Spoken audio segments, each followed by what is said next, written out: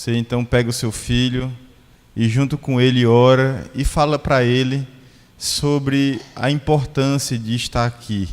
Fala para ele sobre o culto, fala para ele que agora nós vamos cultuar, que ele deve orar, que ele deve ler a Bíblia, que ele deve cantar, prestar atenção. Agora a Valentina ficou filha da Miriam e do presbítero Edilson. Valentina? Ó, a tua mãe lá atrás, ó. Vai lá, sua mãe está lá atrás. Quem é a tua mãe? Vai lá. Então vai lá.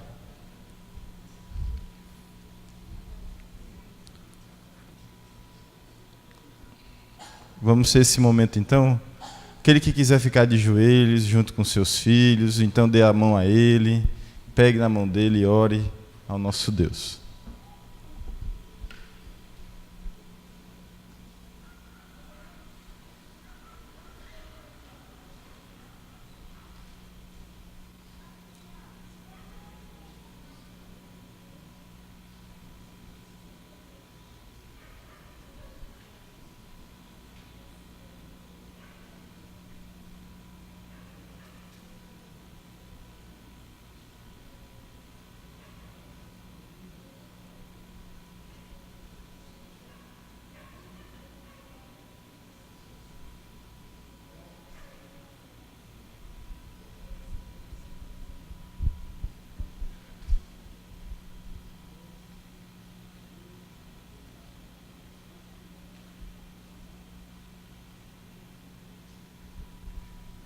Ó Deus, nós sabemos das nossas limitações, Senhor. Nosso pecado está diante de nós. E certamente isso, Senhor Deus, traz dificuldades a todos nós que estamos aqui para te cultuar, Senhor.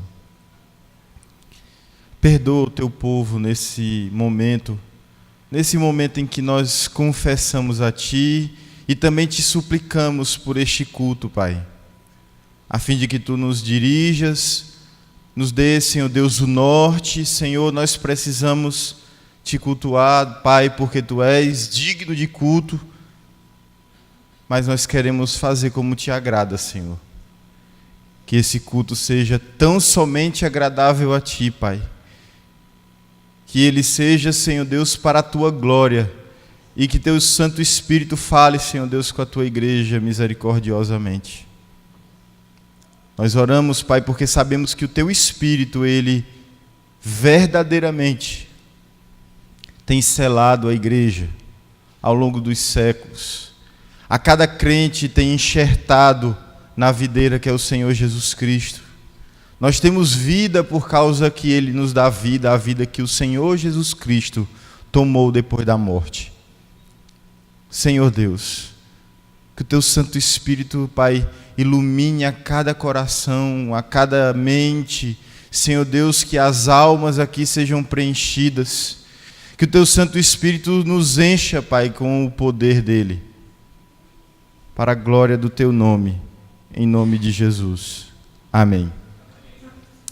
Irmãos, vamos ficar em pé?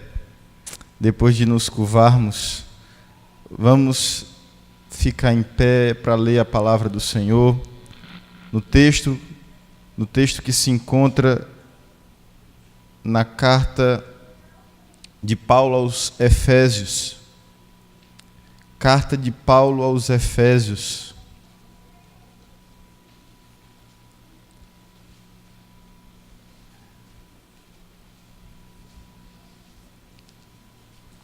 Carta de Paulo aos Efésios,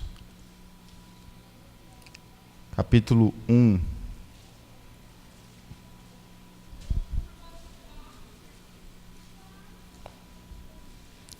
Carta de Paulo aos Efésios, no capítulo 1, versículo 13.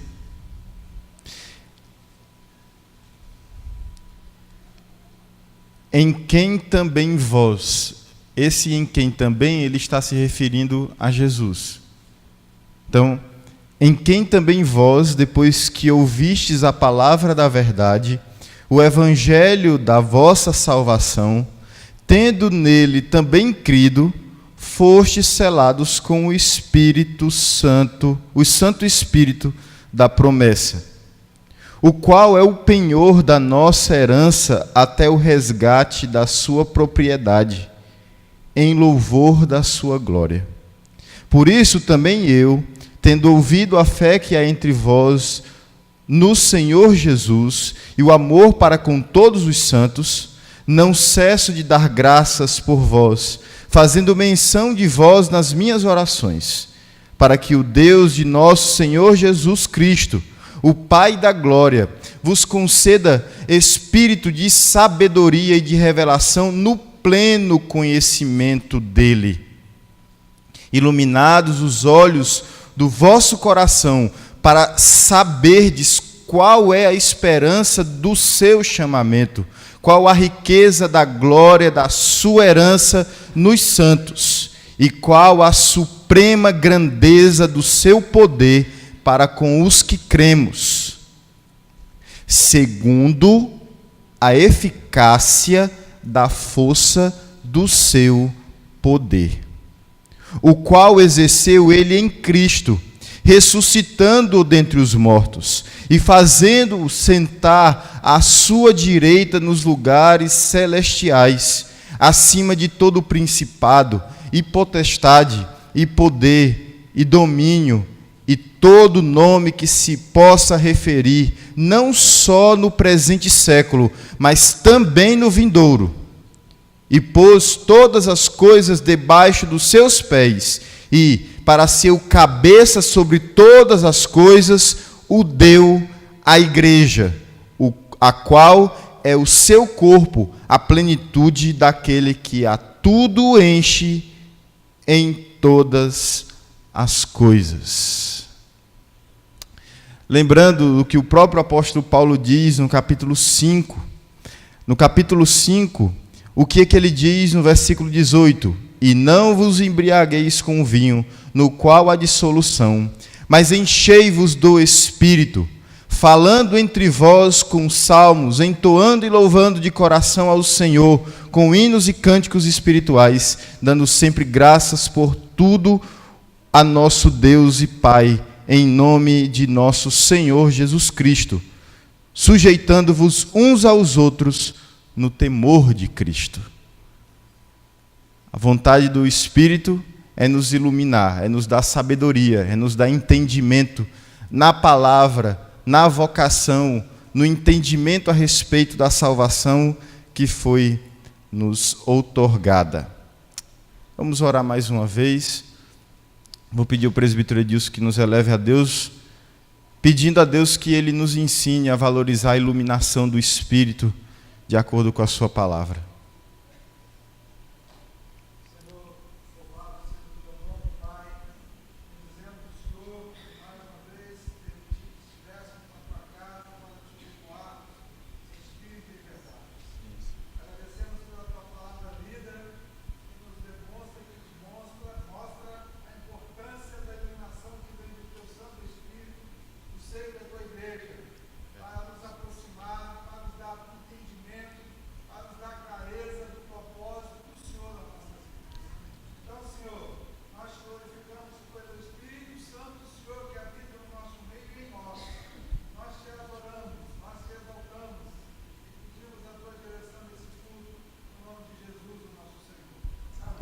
Amém. Eu sei que os irmãos vão passar bastante tempo sentados, então vamos ainda em pé, irmãos, vamos louvar o nosso Deus. Obrigado, querido. Vamos pedir ao nosso Deus que nos dê forças para agora louvar o Senhor com toda a intrepidez, com toda a reverência, com todo o santo temor que a Ele nós devemos. Vamos cantar o Salmo 63 e o Salmo 91.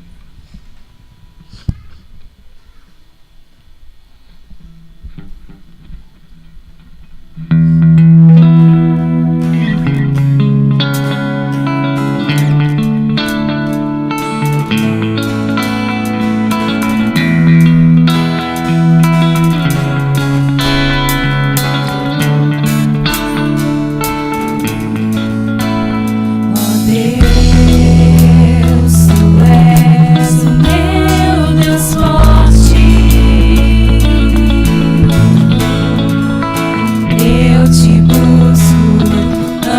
A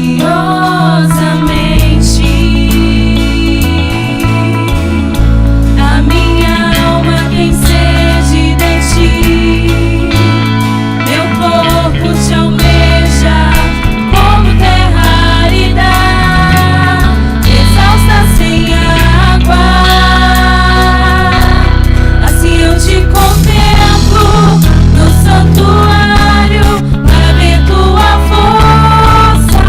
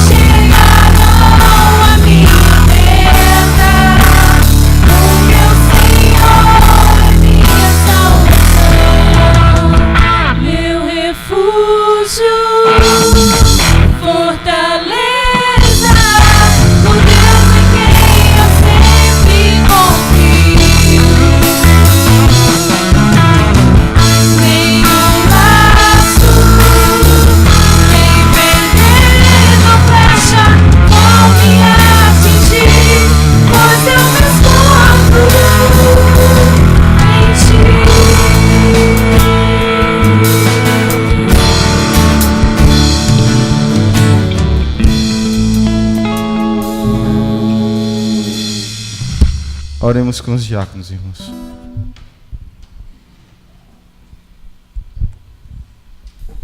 Pai amado, querido, obrigado porque o Senhor nos concedeu essa oportunidade, Senhor, de estarmos na Tua casa nessa tarde, esse dia, Pai, que estamos gratos ao Senhor por essa oportunidade que o Senhor nos concede de estarmos na Tua casa, Senhor, para Te louvar, Te agradecer o nome do Senhor, porque só o Senhor é digno de ser louvado, de ser glorificado, tão somente através da Sua graça, Teu poder, da Tua maravilha e do Teu poder, ó Pai.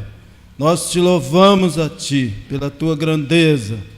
Obrigado, Senhor, porque o Senhor nos trouxe até aqui nesse lugar, para juntos estarmos aqui, Senhor, para Te louvar o nome do Senhor. Venha falar conosco, Pai, através da Tua palavra, assim como já recebemos uma porção de Ti, através dos cânticos, louvores, em Teu nome entoado, Pai, e através da mesma lida, Senhor, das Tuas Escrituras. Obrigado, Senhor, por esse momento. Fala conosco através da Tua palavra, do Teu Evangelho, anunciado aos nossos corações. Queremos que, em nome de Jesus, o Senhor o abençoe, todos aqueles que têm sido fiéis ao Senhor e que têm trago até o altar do Senhor os dízimos e oferta para a Tua obra, para o louvor do Teu nome, que assim seja louvado cada dia o Teu nome, Senhor. Nós Te glorificamos o Teu nome e Te agradecemos, ó Pai, no nome de Jesus, já agradecido pelo Teu perdão. Em nome de Jesus é que nós oramos com gratidão. Amém, Jesus.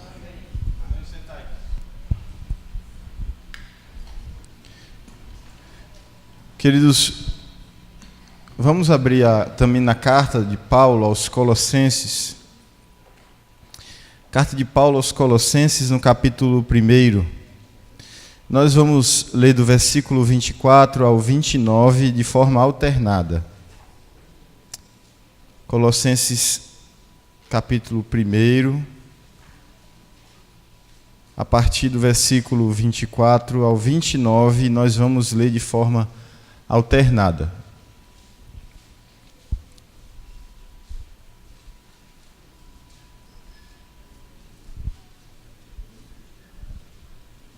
Vamos ler de forma alternada.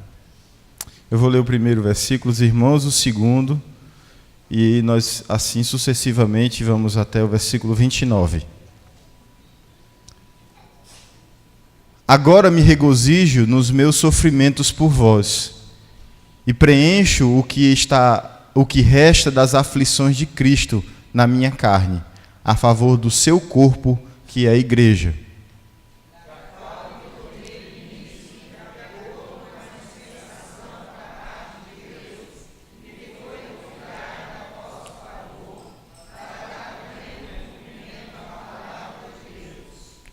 O mistério que estivera oculto dos séculos e das gerações, agora, todavia, se manifestou aos seus santos.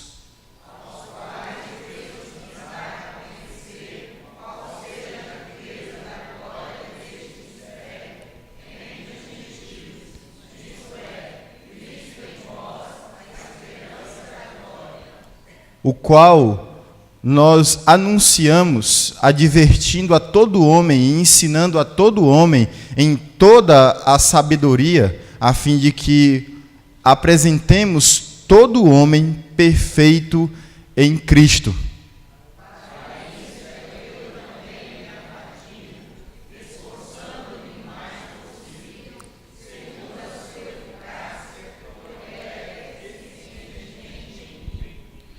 Irmãos, notem que o versículo 26 e o 27 fala o que é mistério. O que era o mistério? O mistério é, a palavra mistério, ela é o contrário, o antônimo, mas o contrário. o contrário da palavra revelação. Revelação é mais ou menos o seguinte: imagine que minha mão tapasse totalmente esse copo. Revelação é tirar a mão de cima e ser então conhecido aquilo que estava encoberto. Então a palavra mistério é encobrir, a palavra revelação é descobrir. Por isso, irmãos, que mistério se deu no passado, antes que Cristo se manifestasse. O mistério era Cristo, e Cristo agora foi desvelado. Ele foi revelado ao mundo, e é por isso que o apóstolo Paulo diz que ele prega, ele ensina, ele quer dizer a todo homem, em todo momento, que Jesus, ele é o mistério revelado de Deus, para que os homens cheguem no final de suas vidas, se encontrem com Deus como perfeitos em Cristo. Nós, irmãos, temos que cultuar esse Senhor maravilhoso. Nós temos que dizer que só Ele é digno, porque Ele é o único digno. Vamos ser mais uma oração, irmãos. Vamos baixar as nossas frontes. Vamos orar ao nosso Deus e vamos pedir ao Senhor que Ele nos dê esse coração que é exclusivista na adoração, que só se adora exclusivamente a Deus. Bendito Deus, infinito Senhor, eterno, que criaste os céus e a terra, o mar, tudo o que neles há. Nós vivemos para Ti, Senhor Deus, Tu és o único, e Tu nos revelaste ainda mais, Senhor Deus, o Teu grande propósito em Cristo Jesus. Aquilo que antes não era conhecido, agora se faz conhecido por todos nós, pela obra do Teu Santo Espírito, que aponta constantemente para a verdade. O Senhor é a verdade que nós devemos conhecer, e nós aqui estamos a conhecer, Senhor Deus, pela obra poderosa do Teu Espírito, Senhor. Ó Deus, Tu és o Deus forte, Tu és o Deus que tem todo o poder, e por isso Te revelas, Senhor Deus, com poder e graça sobre as nossas vidas, para que possamos reconhecer o Teu amor, a Tua graça, a Tua misericórdia, a Tua compaixão. Senhor, nós esperamos em Ti, Senhor. Nós esperamos em Ti, Pai, porque sabemos que em Ti nós não nos cansamos. Por isso, Senhor, nos dá um coração que adora unicamente a Ti, que se submete somente a Ti, que se prostra somente a Ti, Senhor. Eu Te clamo por isso, Pai. Nos dá agora um espírito de adorador, Senhor, por meio dos cânticos espirituais. Que, Senhor Deus, aqueles que conduzem, aqueles que tocam, Pai, possam ficar imperceptíveis diante da voz poderosa do Teu povo, que certamente cantará com todo o seu coração que Tu és digno e que nós vivemos para adorar, Senhor. Senhor Deus, nos dá esse momento, em nome de Jesus. Amém. Vamos, irmãos, louvar o Senhor com cânticos espirituais ainda.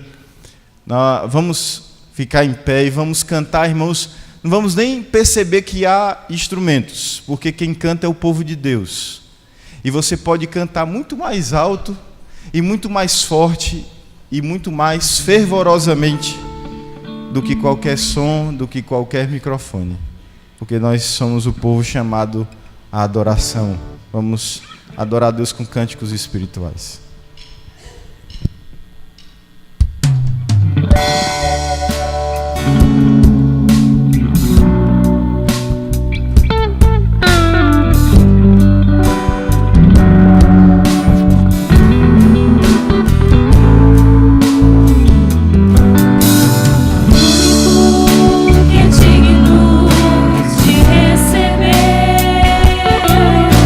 A honra e a glória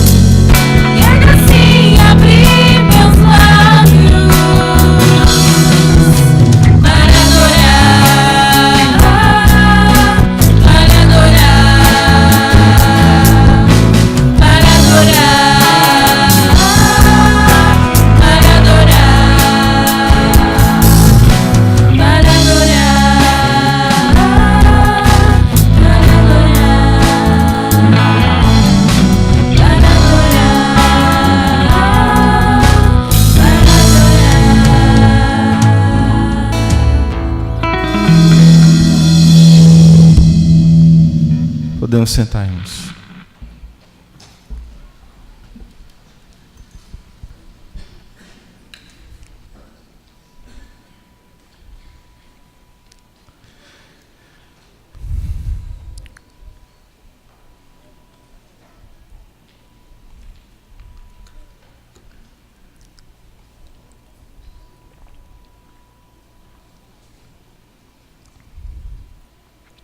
Irmãos, vamos abrir a palavra do Senhor na carta de Paulo aos Coríntios,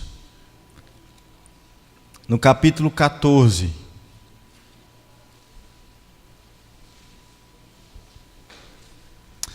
Primeiro aos Coríntios, capítulo 14, versículo 1 ao 5. Vai ser o texto introdutório, mas hoje nós vamos ficar, irmãos, só na introdução. Nós não vamos nem conseguir entrar diretamente no texto. Hoje nós vamos pregar a introdução. Na próxima semana eu vou pregar os 5 primeiros versículos, depois disso do 6 ao 19 e depois a terceira parte. 4 sermões em 1 Coríntios capítulo 14. Por quê? Porque, ao contrário, irmãos, do que acontece em muitos lugares, eu não vou pular versículo e nem palavra. Palavra por palavra será explicada. O que é língua, o que é profecia, o que é batismo com o Espírito Santo, o que é edificante, o que não é edificante, será falado ipsis literis, cada palavra, sem fugir de nenhuma delas. Para que depois não se diga, ficou mal explicado, pastor. Eu não entendi, pastor. Eu não aceito, pastor. Até porque nós não temos medo da Bíblia. O que a Bíblia diz é o que ela diz e acabou. Não tem outra conversa. Vamos ler os primeiros 5 versículos. Segui o amor e procurai com zelo os dons espirituais, mas principalmente que profetizeis. Pois quem fala em outra língua não fala a homens, senão a Deus, visto que ninguém o entende. E em espírito fala mistérios.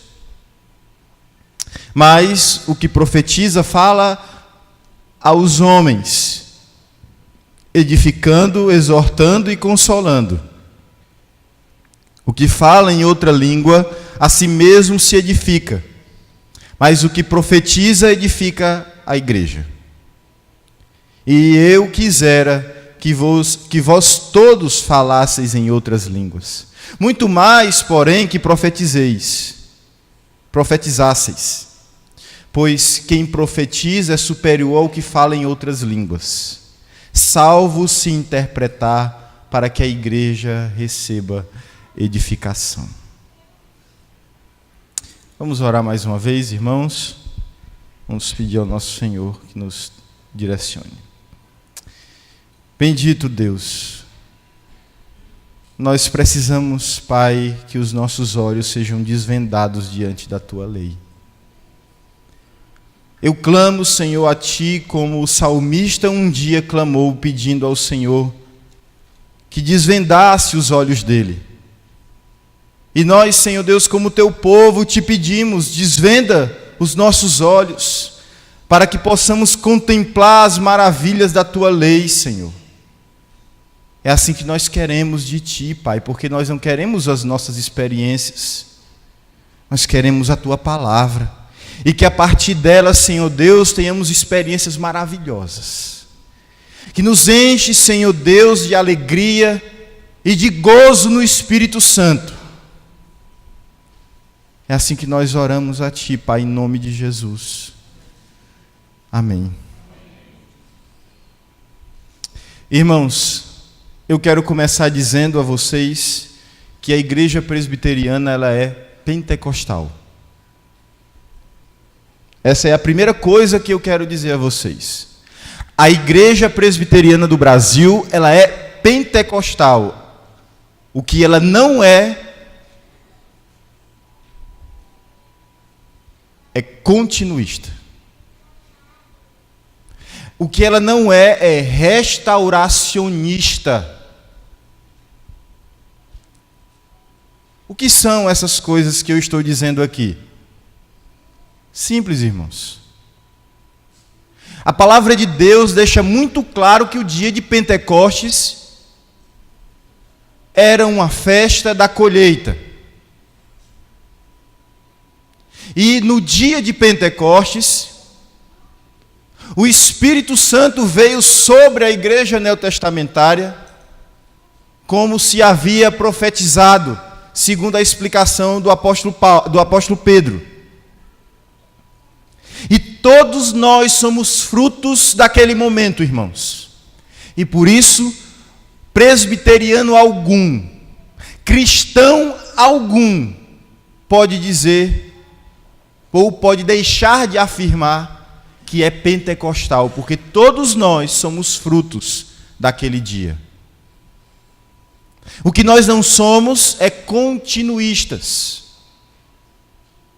O que é ser continuista? Continuista é aquele que entende que todas as coisas que foram feitas no passado, na época das Escrituras, elas continuaram a acontecer na vida da igreja até hoje. Ou um outro grupo, que é o grupo mais popular, vamos dizer assim, é restauracionista. O que é o restauracionismo? O restauracionismo é aquele pensamento que diz que no passado a igreja viveu essas coisas e durante um longo período da vida da igreja ela não experimentou essas coisas. Mas no final do século XIX, Deus decidiu restaurar aqueles antigos dons do passado, para que a igreja vivesse naqueles mesmos padrões do passado. Por isso, irmãos, a igreja presbiteriana é pentecostal, mas ela não é restauracionista e não é continuista. O que é, então, que a igreja presbiteriana é? No sentido dos dons espirituais. A igreja presbiteriana é cessacionista. Cessacionista. O que é o cessacionismo? Cessacionismo é não acreditar que Deus fala. Cessacionismo é não acreditar que Deus cura. Cessacionismo é não acreditar em acontecimentos sobrenaturais. A resposta para todas essas perguntas é não. Nós acreditamos que Deus fala com seu povo, nós acreditamos que Deus cura quem Ele quer, nós acreditamos que Deus executa coisas sobrenaturais no mundo. Mas nós acreditamos que, por exemplo, o Mar Vermelho foi aberto uma única vez na história. E se nós queremos ser restauracionistas, e nós queremos dizer que tal pessoa é um profeta dentro da categoria do que é ser um profeta como ofício profético, essa pessoa teria que ter os mesmos sinais que acompanharam o profeta Moisés, o profeta Elias, ou, por exemplo, o do que aconteceu com o Senhor Jesus Cristo, que essa semana nós compartilhamos. Vocês lembram que um dia o Senhor Jesus Cristo, Ele disse para os discípulos irem pescar e tirar da boca do peixe o dinheiro para pagar os impostos? Vocês lembram desse episódio? Lembram? Eu estou esperando por este restauracionismo. Eu estou esperando, e eu acho que é a pergunta de todos nós.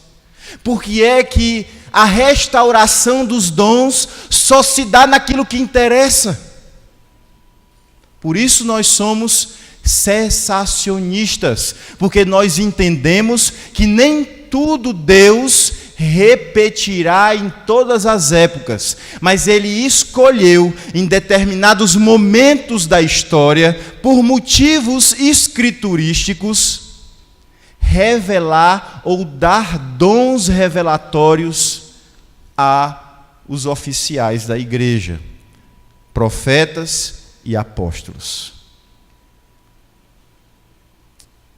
Irmãos, cessacionista crê que há outros dons sendo dados à igreja. Nós não somos interracionistas, aqui é uma brincadeira. Nós não somos interracionistas que enterram todos os dons debaixo da terra. Não, nós somos cessacionistas.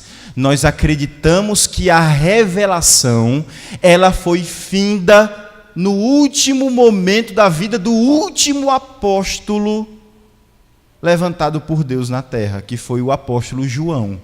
Quando ele morreu, com ele morreu o dom da profecia e o ofício profético e apostólico. Com ele estava esse ofício. Por quê? Porque Deus chamou o apóstolo para ser testemunha das coisas que viu e ouviu da parte de Cristo. Pastor, nós estamos sozinhos com relação a isso? Nós somos os únicos que acreditamos nisso? Não, irmãos. Agostinho de Hipona, um pastor da igreja antiga, que viveu entre 354 e 430 depois de Cristo, ele tinha essa mesma posição. João Crisóstomo tinha a mesma posição, que era anterior a Agostinho. E há outros relatos no livro de Eusébio de Cesareia, quando ele fala sobre a história da igreja. Lá há outros relatos de Eusébio dizendo que a igreja entendia que depois do período apostólico, os dons de revelação, os dons miraculosos entregues aos apóstolos, eles haviam cessado. Por isso Agostinho ele diz assim: no período primitivo, o Espírito Santo caiu sobre quem cria e falava em línguas que jamais havia aprendido. O Espírito concedeu-lhes que falassem, e estes eram sinais adaptados à época, pois precisava haver aquela evidência do Espírito Santo em todas as línguas, e mostrar que o Evangelho de Deus havia de correr através de todas as línguas sobre a terra. Aquele fato foi feito com evidência e passou. Jonathan Edwards, um congregacional, e aqui eu estou citando pessoas de várias denominações, vamos dizer assim. Primeiro, um antigo, um lá do passado, para dizer que a igreja realmente desde sempre acreditou assim. Depois você vai ver que uma pessoa que não é presbiteriano, um congregacional, que é um ramo que saiu do meio dos puritanos, chamado Jonathan Edwards, ele também entendia que esses dons de revelação e os sinais que acompanhavam a revelação, eles eram frutos daquele momento. Um outro teólogo chamado George Smenton, ele era da Igreja Livre da Escócia. Ele era um reformado da Igreja Livre da Escócia. Um teólogo muito conhecido, que viveu no século XIX. O Jonathan Edwards, ele viveu no século XVIII. Ele também tinha essa mesma posição. E ele dizia assim: os dons sobrenaturais extraordinários foram temporais e haviam de desaparecer quando a igreja estivesse fundada e o cânon inspirado da Escritura concluído, porque eles foram uma prova externa de uma inspiração interna. Da mesma forma, Abraham Kuyper, um reformado holandês, veja, um congregacional nos Estados Unidos, um escocês, um reformado holandês, um africano, porque Agostinho era um africano, pessoas de todas as partes, de várias épocas, dizendo a mesma coisa. Aqueles eram dons reservados à igreja. Benjamin Warfield, que é um teólogo presbiteriano e um pastor presbiteriano, ele também disse a mesma coisa. Estes dons foram a autenticação dos apóstolos, continuem em parte em as credenciais dos apóstolos, constituem em parte as credenciais dos apóstolos em sua qualidade de agentes autorizados de Deus na colocação do fundamento da igreja. Sua função limitou a igreja apostólica, de maneira distintiva e necessariamente desapareceu com ela. Um batista, e para vocês verem, os batistas também acreditavam assim, disse a mesma coisa. Arthur W. Pink, ele disse também assim: assim como houve muitos ofícios extraordinários, apóstolos e profetas, no começo da era cristã, e também muitos dons extraordinários, como não houve sucessores designados, os dons cessaram porque dependiam dos ofícios. Não teremos mais os apóstolos como regentes e, por conseguinte, os dons sobrenaturais e a comunicação dos quais constituem parte essencial dos sinais dos apóstolos. Sobre o que a igreja está fundada, irmãos? O que Efésios capítulo 2, versículo 20 diz? Que a igreja está fundada sobre os apóstolos e os profetas. Esses são o fundamento da igreja. O fundamento, então, irmãos, não cresce. A mensagem não cresce depois que os apóstolos e os profetas ficaram no sepulcro. O que cresce é o edifício sobre os apóstolos. Pastor, vamos então começar do início, pastor. O que é o batismo com o Espírito Santo? Porque é a partir do batismo com o Espírito Santo que as pessoas elas tomam conclusões a respeito de profecias, de línguas, de dons miraculosos. Então, o que é o batismo com o Espírito Santo? Eu quero ler aqui com vocês uma definição do batismo com o Espírito Santo, e depois eu vou mostrar todos os textos bíblicos, todos eles, que falam sobre o batismo com o Espírito Santo. As pessoas pensam que o batismo do Espírito Santo está só no capítulo 2 de Atos, e não está, irmãos. Observe o que é o dom do Espírito Santo, ou seja, o que é o batismo com o Espírito Santo. O dom do Espírito Santo é nada menos do que o dom do próprio Cristo à igreja. O Cristo que se tornou o que ele é em virtude de seus sofrimentos, sua morte e sua exaltação. Neste sentido, o dom, o batismo, o derramamento do Espírito é o alcance do coroamento da obra de Cristo. Ele é a sua vinda em exaltação para a igreja no poder do Espírito. Completa a realização salvífica de uma vez por todas. Deixa eu resumir aqui para vocês, porque eu sei que são palavras bem difíceis. O batismo com o Espírito Santo, irmãos, é nada mais, nada menos do que o Cristo dá à igreja. O que é que Cristo dá à igreja? O que é que Cristo dá à igreja, irmãos? A salvação. O Espírito Santo é derramado sobre os homens, a fim de que os homens então possam ser conduzidos a Cristo. Esse é o batismo com o Espírito. Pastor, onde é que o senhor baseia isso? Você está preparado para abrir a Bíblia? Por favor, me acompanhe. João capítulo 1, versículo 33. João 1, 33.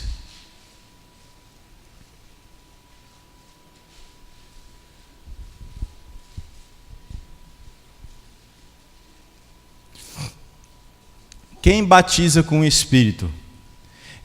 Eu não o conhecia. Aquele, porém, que me enviou a batizar com água, me disse. Quem foi que enviou João Batista a batizar com água? Deus. O que foi que Deus disse ao último profeta do Antigo Testamento, que era João Batista? João Batista não era profeta do Novo Testamento, não, irmãos. Ele está relatado no Novo Testamento como escritura. Mas João Batista é o último profeta do Antigo Testamento. É o que Malaquias capítulo 4 diz. É a voz que vai preparar o caminho do Messias. Então, observe. Deus disse a João Batista, o profeta, o quê? Aquele sobre quem vires descer e pousar o Espírito, esse é o que batiza com o Espírito Santo. Então veja, o Senhor Jesus Cristo é o que batiza com o Espírito, ou seja, Ele é o que dá o dom dele. João capítulo 7, versículo 37 a 39. João 7, 37 a 39. Agora vai começar a se entender o que é que Jesus dá quando batiza com o Espírito. No último dia, o grande dia da festa, levantou-se Jesus e exclamou: se alguém tem sede, venha a mim e beba. Quem crê em mim, como diz a Escritura, do seu interior fluirão rios de água viva. Isto ele disse com respeito ao Espírito que havia de receber os que nele crescem. Pois o Espírito até aquele momento não fora dado, porque Jesus não havia sido ainda glorificado. Então, a descida do Espírito Santo no dia de Pentecostes estava condicionada ao quê, irmãos?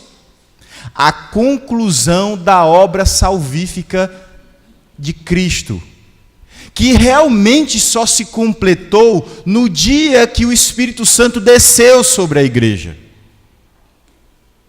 Isso quer dizer o quê, irmãos?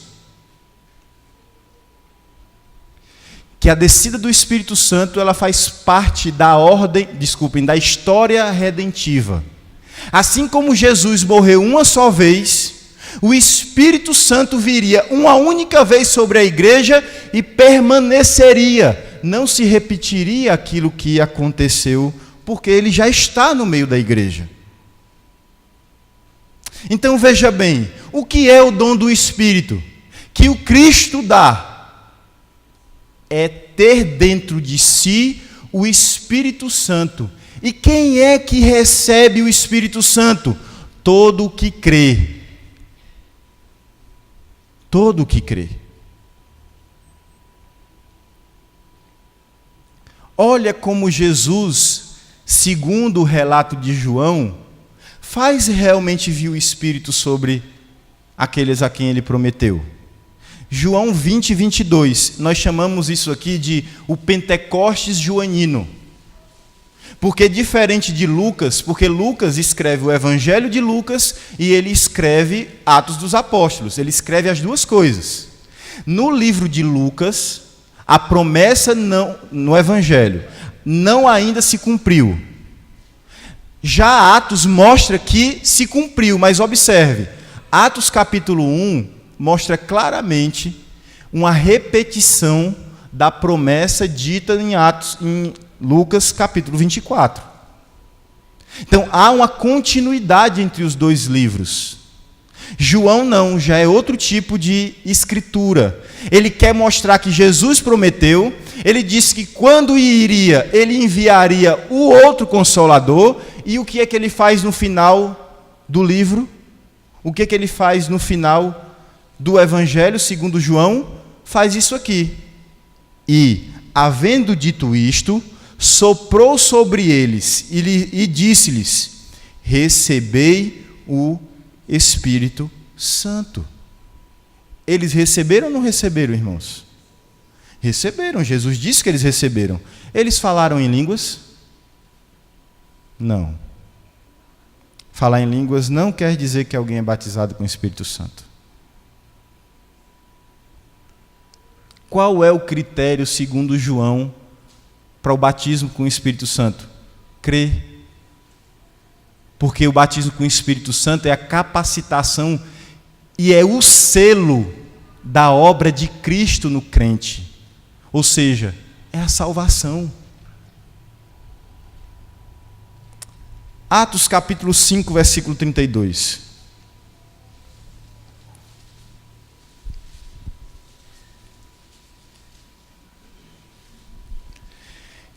A quem é outorgado o Espírito Santo?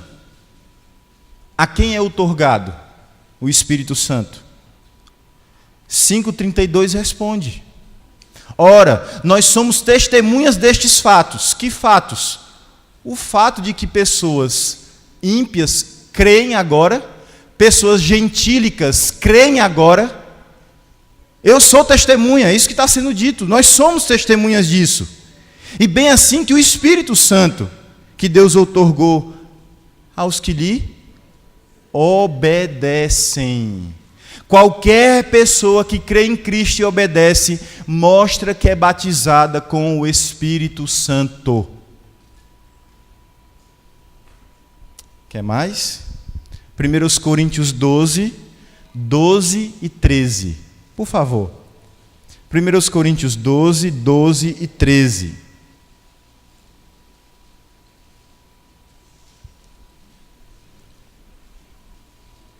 Lembre-se que agora nós estamos falando de textos posteriores ao dia de Pentecostes.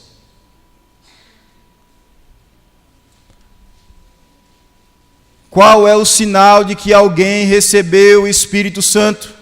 Que alguém foi batizado, foi derramado o Espírito Santo sobre ele? Ele obedece. Olha o que ele diz aí nesse texto. Porque assim como o corpo é um e tem muitos membros, e todos os membros, sendo muitos, constituem um só corpo, assim também com respeito a Cristo. Pois em um só Espírito, todos nós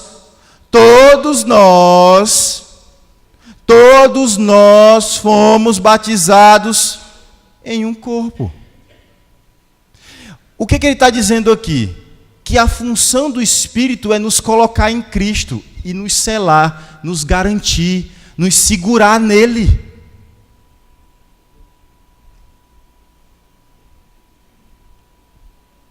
Eu sei que foi dito a você que não era isso, irmãos. Mas o que é o batismo com o Espírito Santo aqui? Eu quero que alguém me explique o que é o batismo com o Espírito Santo aqui, que não seja isso aqui. Nós somos batizados no mesmo Espírito em um corpo. Quer judeus, quer gregos, quer escravos, quer livres. E a todos nós foi dado beber de um só Espírito. Romanos 5:5, por favor. Romanos 5:5. Romanos 5:5.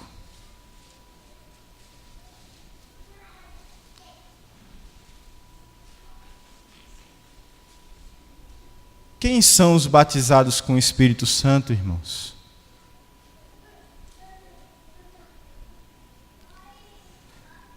Ora, a esperança não confunde, porque o amor de Deus é derramado em nosso coração pelo Espírito Santo, que nos foi outorgado.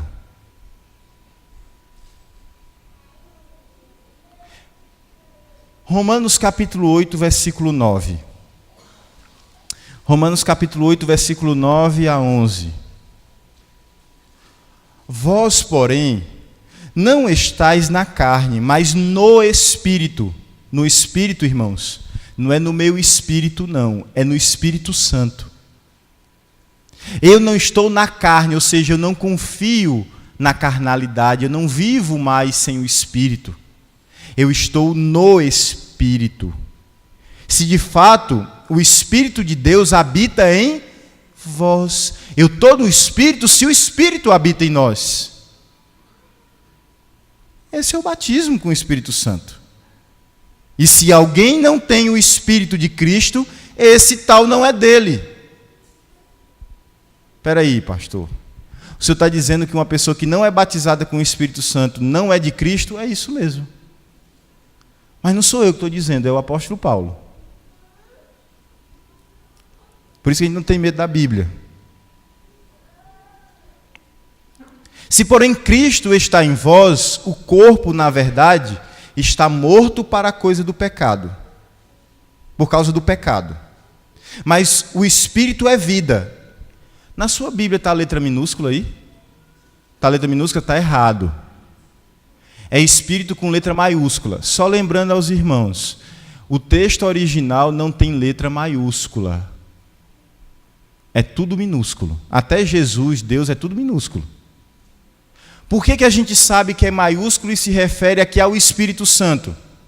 Porque quem é que é o Espírito que dá vida segundo o próprio Senhor Jesus Cristo?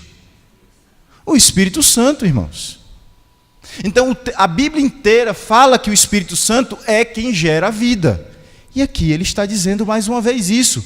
Mas o Espírito é vida. Por causa da justiça. Que justiça é essa? A justiça de Cristo alcançada na cruz do Calvário. Então, por causa da justiça, o Espírito me vivifica. Ele não me mata por causa do meu pecado. Eu vou perguntar, eu sei que eu estou pregando, mas vocês entenderam essa explicação que eu estou dando aqui agora? Está claro? Ok.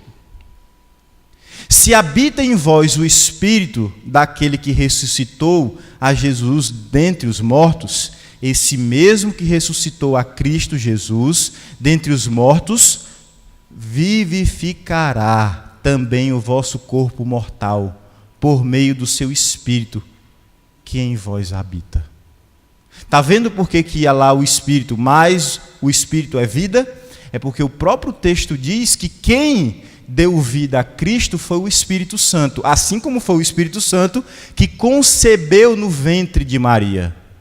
Então, o Espírito Santo junto com Jesus Cristo não pode, em hipótese alguma, ser separados na sua obra de batizar com o Espírito para nos dar justiça. Abram, por favor, em Efésios capítulo 1, versículo 13 e 14, a gente já até leu hoje aqui.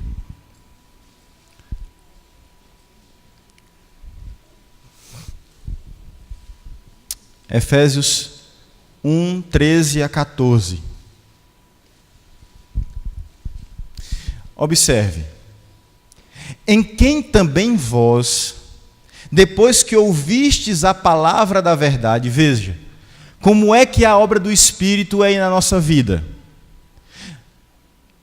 Eu ouço a pregação da verdade, a palavra da verdade, o evangelho da salvação.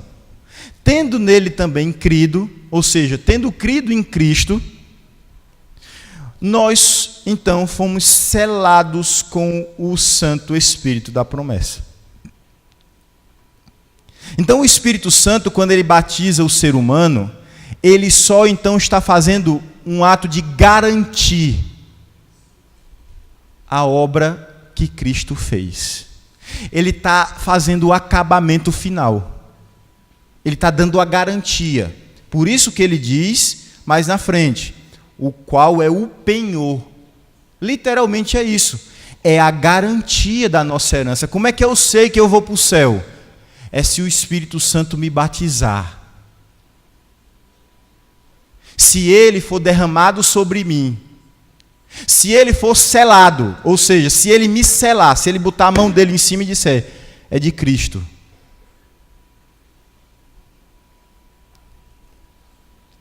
Até o resgate da sua propriedade em louvor para a sua glória.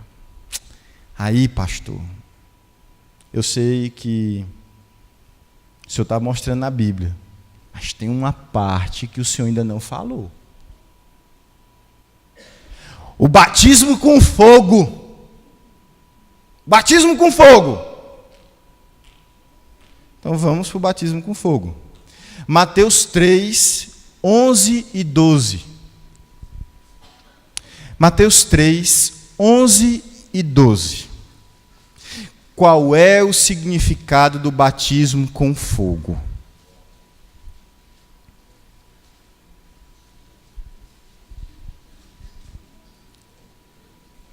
Qual é o significado do batismo com fogo? Eu vos batizo com água, disse João Batista, para arrependimento. Notem que o batismo de João Batista não é o batismo cristão, irmãos. João Batista batizava em nome do arrependimento. Você foi batizado em nome de quem? Do Pai, do Filho e do Espírito Santo.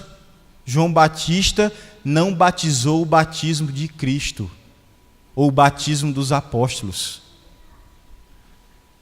Continuando. Mas aquele que vem depois de mim é mais poderoso do que eu, cujos sandálias não sou digno de levar. Ele vos batizará com o Espírito Santo e com fogo. Só que essa parte aqui ninguém lê, né? A sua pá ele a tem na mão, e limpará completamente a sua eira. Recolherá o seu trigo no celeiro, mas queimará a palha em fogo inextinguível. Quer batismo com fogo? Qual é a parte do batismo com o Espírito? Ele recolherá. Está vendo como o batismo com o Espírito Santo é salvação? Porque ele recolherá no celeiro o trigo. O que é o batismo com fogo? Ele vai pegar o resto, vai juntar e jogar no fogo. O ministério de Cristo é salvação e condenação.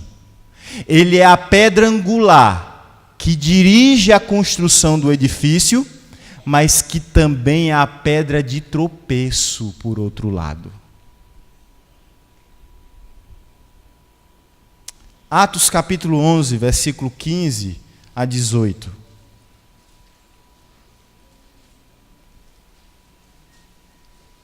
Olha a repetição que Lucas faz do evento segundo a interpretação apostólica. Como é que um apóstolo interpretou essas palavras relatadas por Mateus?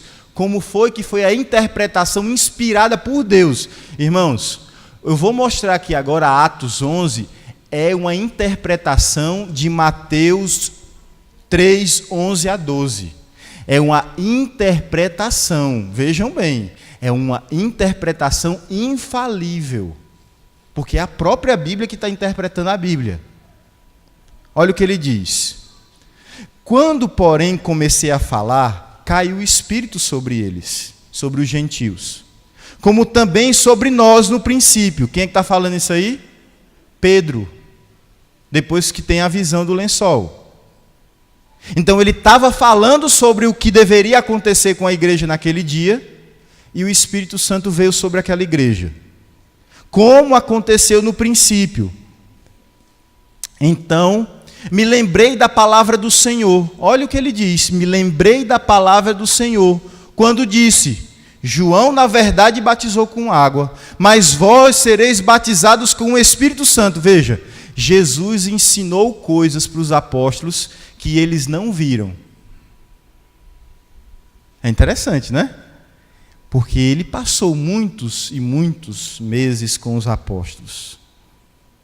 E ele diz mais: pois se Deus lhes concedeu o mesmo dom que a nós nos outorgou quando cremos no Senhor Jesus, quem era eu para que pudesse resistir a Deus? O que ele está dizendo aqui, irmãos? Que todo aquele que crê no Senhor Jesus Cristo recebe esse dom do Espírito. Pastor, e eu que tanto pedia para Deus me batizar com o Espírito Santo. Meu irmão, se você creu em Cristo, se você obedece a Cristo, se foi outorgado a você esse privilégio, você é batizado com o Espírito Santo.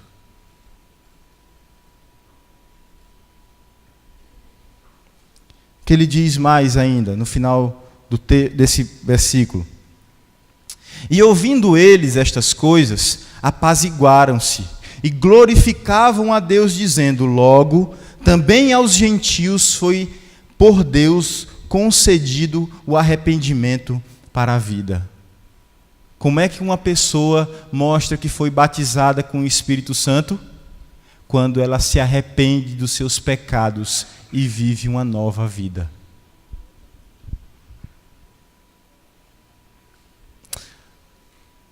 Quer saber o que é o batismo com fogo ainda? Lucas 12, 49 a 51. Lucas 12, 49 a 51.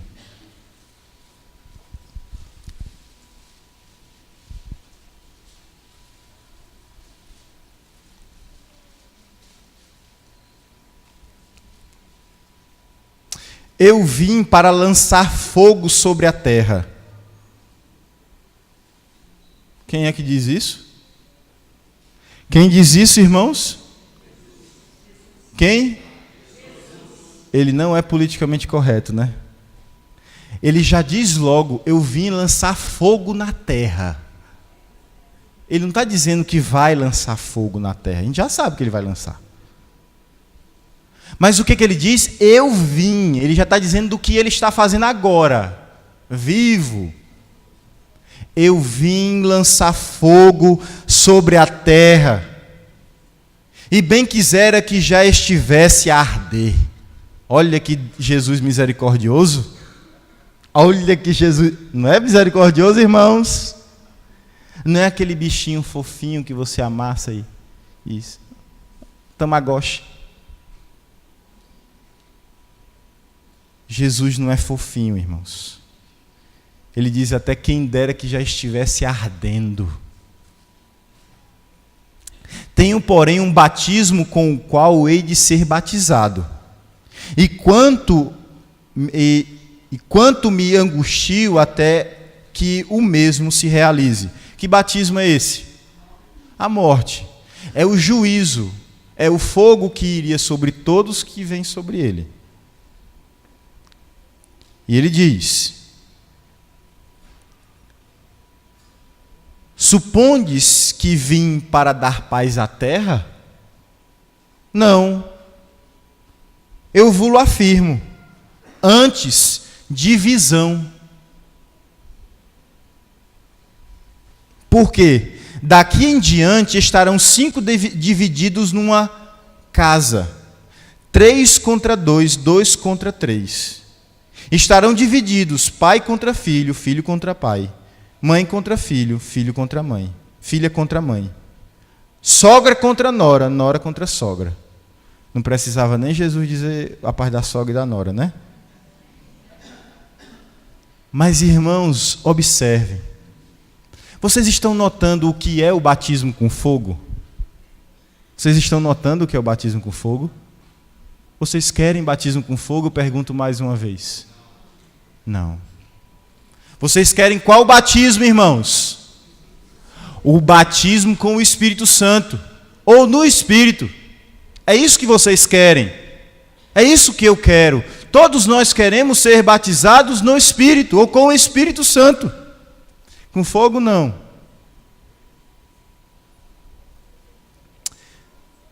É interessante, irmãos.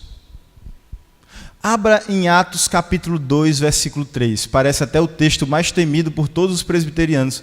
Por incrível que pareça, é o texto que eu mais gosto, rapaz, de Atos. Olha o que curiosamente acontece no dia de Pentecostes.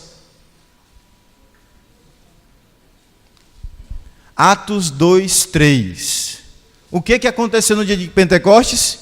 E apareceu, distribuídas entre eles, línguas, não é de fogo não, irmãos, é como de fogo. E pousou uma sobre cada um deles. É só como de fogo, foi uma visão que aqueles que viam o Espírito Santo vir sobre a igreja como um sinal, viu.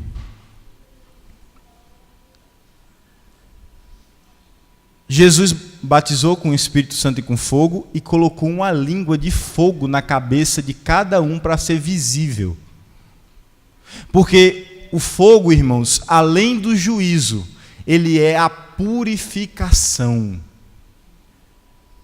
Quem recebe o batismo com o Espírito Santo é purificado de seus pecados.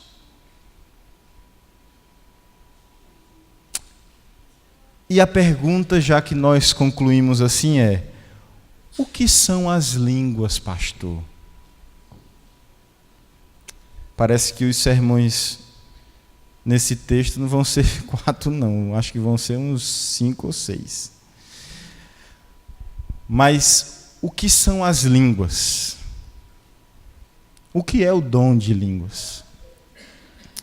O texto de Atos capítulo 2, versículos de 1 a 13, diz o que são, o que são as línguas. E a própria interpretação de Pedro a respeito do que aconteceu diz o que são as línguas. Há alguma dúvida, irmãos, que as línguas eram línguas humanas? Há alguma dúvida? Se você lê o texto aqui, você fica assim: será que era uma língua humana? Você fica com essa dúvida? Eram descrentes ouvindo em suas próprias línguas a respeito das grandezas de Deus. Ou não é o que está no texto? Olha o que diz lá. Ao cumprir-se o dia de Pentecostes, e dia de Pentecostes não é porque Pentecostes é a própria descida, não. Era uma festa que acontecia. Estavam todos reunidos no mesmo lugar. De repente, ninguém estava orando, pedindo, clamando, suplicando, nada. De repente, veio do céu um som. Primeiro sinal, veio um som. Nós não vemos o povo dizendo que se repete o Pentecostes hoje, a gente ouvindo o som como de um vento impetuoso. Eu já fui de igrejas restauracionistas. Então, eu sei que nunca ouvi isso. Eu nunca ouvi. Mas observe. Vamos repetir o dia de Pentecostes? Então vamos ouvir um som como de um vento impetuoso, que encheu toda a casa. Senão, não é o dia de Pentecostes. Primeiro sinal, veio do céu um som como de um vento impetuoso. E encheu toda a casa onde estavam assentados. Eles ouviram e eles sentiram o vento dentro do lugar onde eles estavam. E apareceu, distribuídas entre eles, línguas como de fogo, e pousou sobre cada um deles. Quais são os 2 sinais aí? A visão e a fala. Todos ficaram cheios do Espírito Santo e passaram a falar em outras línguas, segundo o Espírito lhes concedia que falassem. Que outras línguas são essas? São outras línguas, ou seja, não é aramaico. Porque a palavra, literalmente no grego, é glossa, e glossa é idioma. Falaram outros idiomas.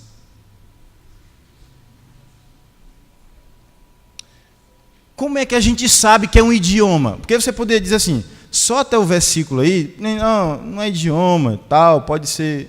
Mas como é que a gente sabe que é um idioma mesmo? O próprio texto diz que é um idioma. Ora, estavam habitando em Jerusalém judeus, homens piedosos, vindos de todas as nações debaixo do céu. Quando, pois, se fez ouvir aquela voz, afluiu a multidão, que se possuiu de perplexidade, porquanto cada um os ouvia falar na sua própria língua. E onde é que fica esse balbuciar que o pessoal fala hoje? Irmãos, me desculpem, não é para ofender, é simplesmente não tem na Bíblia. Você pode querer argumentar assim, é porque nem tudo está na Bíblia. Eu não aceito isso. Mas o texto bíblico diz o quê? Porquanto cada um os ouvia falar na sua própria língua. Era ou não era um idioma? Era um idioma ou não era, irmãos? Eu estou vendo coisas. Estou vendo? Estou acrescentando? Estou diminuindo? Não está no próprio texto que era uma língua que as pessoas entendiam? Está. Estavam, pois, atônitos e se admiravam, dizendo: vede, não são porventura galileus todos esses que aí estão falando? Ou seja, eles não sabem falar as nossas línguas, eles são de outro país, eles são da Galiléia, como é que eles podem estar falando nessas línguas aí? Mesopotâmia, Elamita, Judéia, Capadócia, Ponto, Ásia, Frígia, Panfilha, do Egito, das regiões da Líbia, nas imediações de Cirene, e romanos que aqui residem, tanto judeus como prosélitos, cretenses e árabes. Todo mundo ouvindo, de acordo com a vontade de Deus, de acordo com o dom de Deus, de acordo com o sinal de Deus, na sua própria língua, as grandezas de Deus. Não é isso? Como os ouvimos falar em nas nossas próprias línguas, as grandezas de Deus. Todos atônitos e perplexos, interpelavam uns aos outros. O que quer isto dizer? Que som é esse? Que visão é essa? Mas principalmente, por que é que eles falam na nossa língua sem ter feito um curso do nosso idioma?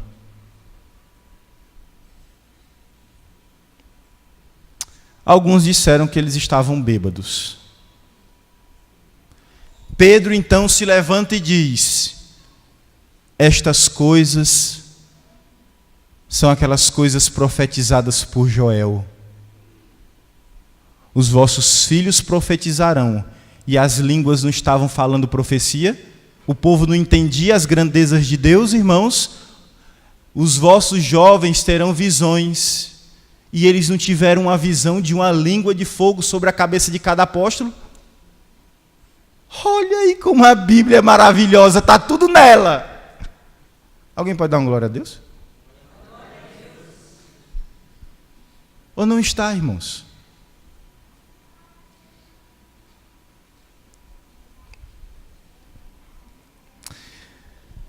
O que são as línguas? Ou o dia de Pentecostes como um todo? É o cumprimento da profecia de Joel, segundo a resposta de Pedro. Não é assim que está no texto? Olhe lá no texto, por favor. Como é que Pedro começa dizendo, como é que ele interpreta o acontecimento?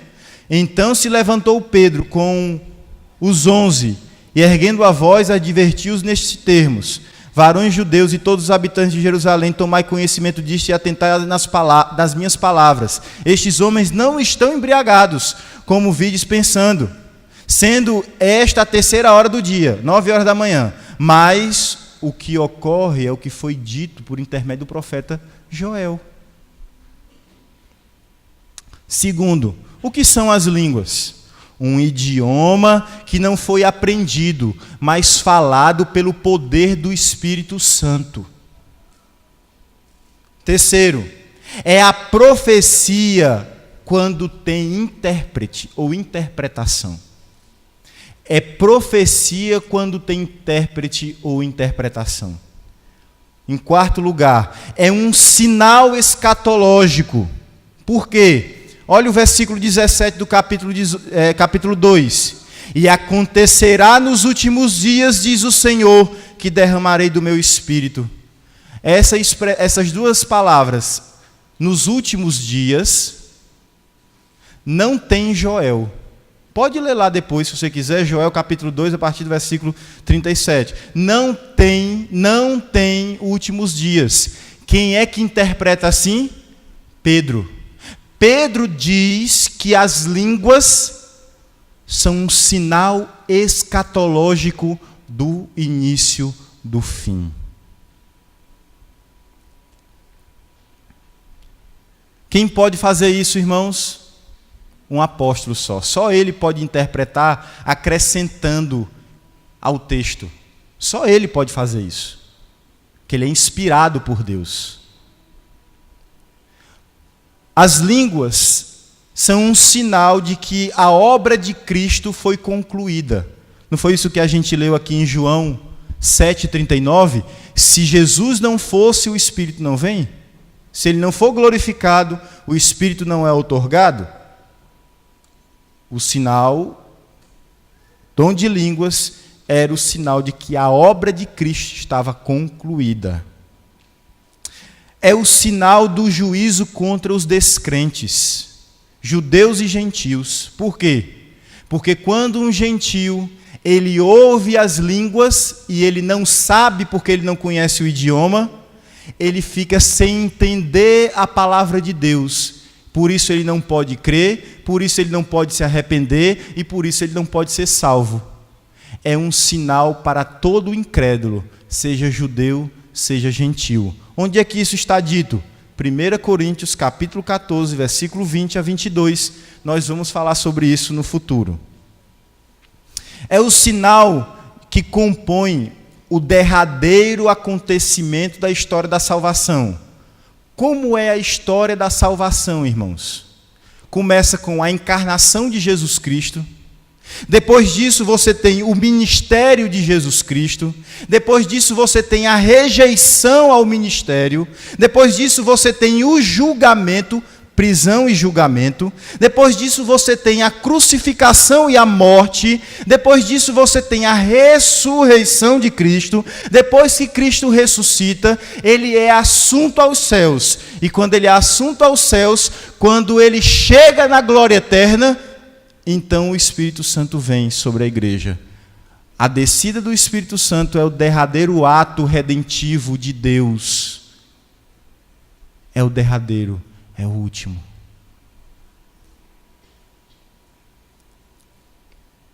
Então, as línguas, o Pentecostes, é um sinal que compõe o derradeiro acontecimento da história da salvação, da história redentiva. 8º lugar, é o sinal transicional entre duas eras. O que é isso? No dia de Pentecostes, marca-se então o fim da antiga aliança e o início da nova aliança. Enquanto Cristo estava na terra e ele foi assunto aos céus, você tinha duas épocas que se sobrepunham. Você tinha, vamos vir para o passado. Passado aqui, futuro lá. Você tem a antiga aliança se desenvolvendo, promessas, tudo se falava a respeito de Cristo. Até que em Cristo, então, nasceu. Começa-se, então, uma sobreposição do período transicional, que é qual? A nova aliança começa em Jesus Cristo, o reino de Deus chega com ele. Enquanto Cristo está vivo, a antiga aliança vai se perdurando, mas vai passando. Até que então, quando o Espírito Santo vem sobre a igreja e se une então as duas épocas.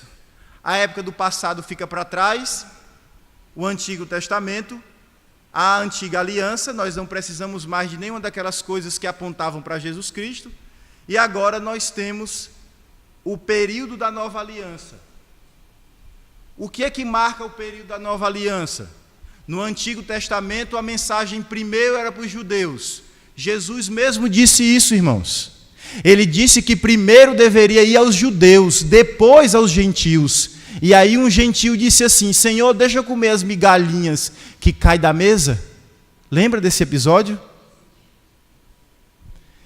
Primeiro para o judeu, depois para o gentio. Na nova aliança você não tem isso.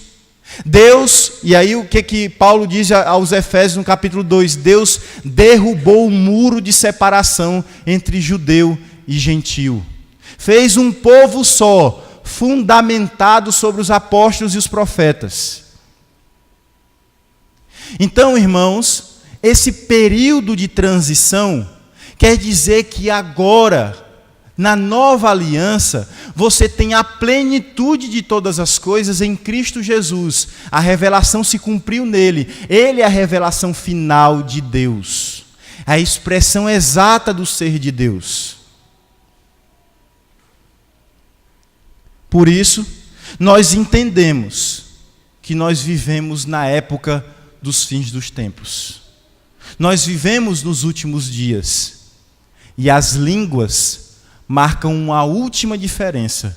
Se antes o evangelho era só para judeus, hoje, quando se fala em línguas de todos os povos, isso aponta para o fato de que o evangelho agora deve ser levado a todas as línguas, povos e nações.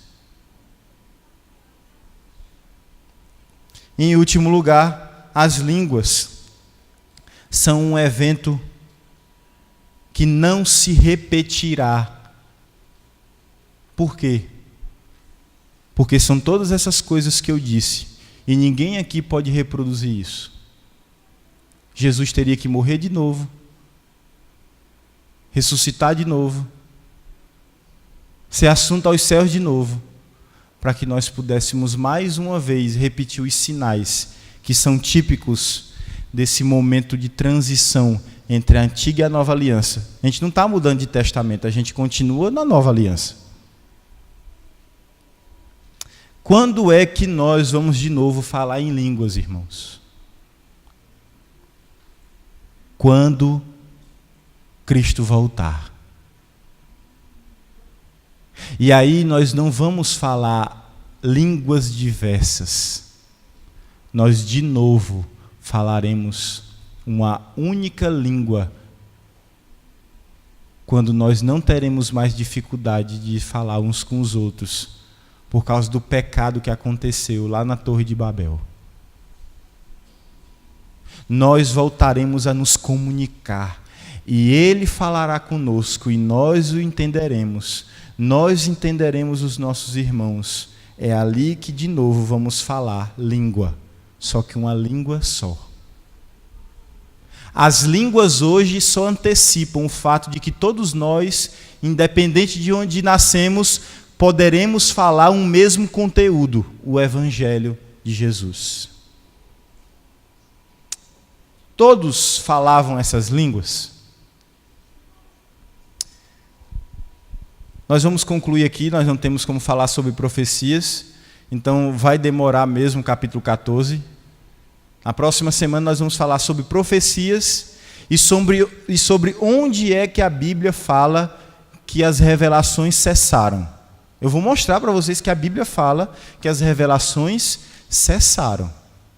Mas vamos responder essa última pergunta. Todos falavam em línguas? Todos falavam em línguas, mesmo lá na época dos apóstolos? 1 Coríntios capítulo 12, versículo 10. 1 Coríntios 12, 10. E depois o versículo 28. 1 Coríntios 12, 10 e depois o 28. A outra operação de milagres, ou seja, ele está falando da divisão dos dons. A outra operação é operações de milagres. A outro, profecia. A outro, discernimento de espíritos. A variedade, veja, a outros. Quando ele fala das línguas, ele diz o quê? A um. Sabe por que Paulo diz a um? Porque ele está mostrando para os coríntios que o que eles estão valorizando e o que eles estão procurando não é generalizado, é singular e é pontual. A um é dado línguas. Não é a outros. Não, é a um. Versículo 28. A uns estabeleceu Deus na igreja, primeiro apóstolos. Em segundo lugar, profetas. Em terceiro lugar, mestres. Depois, operadores de milagres. Depois, dons de curar, socorro, governos. Por último, e aí é por último mesmo, é a última importância, variedade de línguas. Porque nem todos recebem, e esse não é o dom mais importante, porque ele sempre, todo dom sempre tem que visar a edificação do corpo. E como os coríntios valorizavam o dom de forma extremada, Paulo sempre vai colocar o dom de línguas, o falar em outra língua, como algo último, não como algo importante primeiro. Por que isso? Porque eles estavam usando o dom para se vangloriar, para se auto-edificar, para se autoproclamar espiritual. Irmãos, em que carta mesmo um jovem dormia com a mãe dele? Qual a carta? Coríntios. Em que carta da Bíblia você encontra divisão entre os irmãos? Em que carta da Bíblia você encontra as pessoas desrespeitando a autoridade do apóstolo Paulo de forma severa? E com tudo isso eles falavam línguas e eram espirituais, uaiais. Pessoas podem falar em línguas, ou naquela época eles falavam em línguas, mas isso não quer dizer que eles eram espirituais, porque até Balaão profetizou. Não vou nem falar da jumenta, eu estou falando de Balaão, profetizou. Nem todos falam em línguas. E nem todos os que falavam na época em línguas eram de fato espirituais. Porque Deus dava o dom com o propósito. Quando ele se cumpria, parou de falar do dom, parou de falar em língua. Então, a pessoa poderia voltar àquela situação que se encontrava. Minha pergunta é: o que de fato o Espírito Santo promove na vida de todos os crentes, irmãos? O fruto do Espírito, que é a consequência que acontece na vida daqueles que recebem o dom do Espírito, que é a salvação. Nós respondemos algumas perguntas. Nós vamos na próxima semana responder: todos profetizavam? Quem profetizava? O que é profecia? Nós vamos falar sobre isso. E vamos falar também: sempre se falará em línguas, ou sempre se falaria em línguas, e sempre teríamos profecias? Nós vamos falar também sobre isso. E depois nós vamos para os 5 primeiros versículos. Porque depois que eu falar sobre tudo isso, quando eu começar a ler 1 Coríntios 14, você vai dizer: há línguas, há profecia, sim, é isso, é aquilo, aquilo que o pastor disse. Então, para que não ficasse desconexo, sem ninguém entender direito, eu tenho que então fazer tudo isso, falar sobre o batismo com o Espírito Santo, cessacionismo, dom de línguas, dom de profecia, tudo isso para que os irmãos pudessem entender o que vai ser dito quando ele fala de profecia, quando ele fala de línguas, quando ele fala do que entende, do que não entende, do que edifica, do que não edifica. Aí os irmãos vão poder entender melhor. Vamos orar nesse instante, irmãos, e concluir.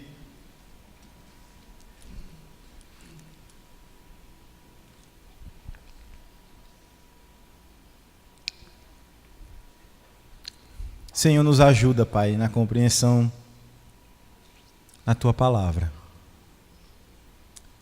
Nós reconhecemos a nossa dificuldade. Nós reconhecemos, Senhor, que não é fácil compreender coisas que confrontam as nossas experiências. Nos dá, Senhor Deus, discernimento. Nos dá, Senhor Deus, vontade de Te obedecer, independente de nossas experiências, da nossa vontade, daquilo que nós já vimos. Porque, Senhor, quantos de nós não lembramos que o próprio anticristo executará sinais espetaculares? Ele fará coisas que se assimilam à obra de Cristo, à do Teu Espírito. Mas como nós podemos, Senhor, discernir a obra do anticristo e a obra de Deus? Pela boca, pelo conteúdo com que os profetas, com que os apóstolos, com que os mestres hoje falam. Senhor, tem misericórdia de nós, Pai. Nos faz compreender, Senhor Deus, essas coisas tão importantes, que já subjugaram tantas pessoas ao longo da história da igreja, quando diziam para as pessoas que elas não eram batizadas com o Espírito Santo porque não falavam em línguas. Senhor Deus, liberta esses irmãos do jugo que a Tua palavra não coloca, Senhor, e que eles possam viver na alegria do Espírito, glorificando o Teu nome, Senhor, cheios do Teu Espírito e buscando o enchimento do Teu Espírito. Porque a ordem, Senhor Deus, que nos deste é que nós deveríamos ser cheios do Espírito Santo, que nós não deveríamos nos embriagar com o vinho, mas nos enchermos do Teu Espírito, falando entre nós coisas edificantes, cantando salmos, cantando hinos.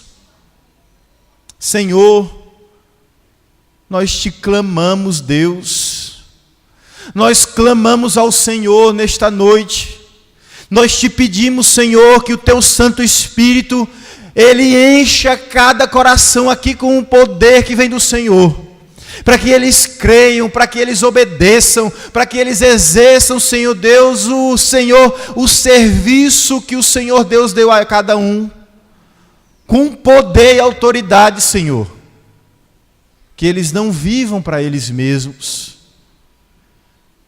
para a glória do Teu nome, Pai, para a edificação mútua da Tua igreja, para que haja, Senhor Deus, verdadeira edificação entre nós, Pai, para que sejamos legítimos pentecostais, para a glória do Teu nome, Senhor, para que sejamos legítimos cristãos que agem no poder do Espírito, sob o controle do Espírito, sob o domínio do Espírito Santo, em nome de Jesus. Amém. Que a graça e a paz do nosso Senhor e Salvador Jesus Cristo, que o amor de Deus, o amor do eterno e soberano Pai, que as alegrias e as consolações do Santo Espírito estejam sobre todos vós, povo de Deus aqui reunido, agora e eternamente. Amém. Amém. Eu queria pedir aos irmãos que não deixassem de estar aqui nas próximas semanas. Se você tinha um compromisso, desfaça, para que você possa compreender todo esse processo de exposição sobre o que é profecia, o que é língua, o que é batismo com o Espírito Santo, como é que a igreja vive os dons espirituais e como é que hoje ela ainda é pentecostal. Como é que o dia de Pentecostes se cumpre e não se repete, mas como é que os seus efeitos são vistos na vida da igreja. Nós vamos falar sobre isso na próxima semana, porque o dia de Pentecostes em seus efeitos ainda continua sobre a igreja. Vamos aprender isso, irmãos, para a edificação e o bem da nossa igreja, a igreja de Cristo. Gostaria de conhecer aqueles que nos visitam pela primeira vez. Por favor, fiquem em pé aqueles que nos visitam, que a gente possa conhecer. Nós temos alguns irmãos aqui. Os irmãos são de que denominação? Assembleia de Deus. Eles são da família do Maicon, né?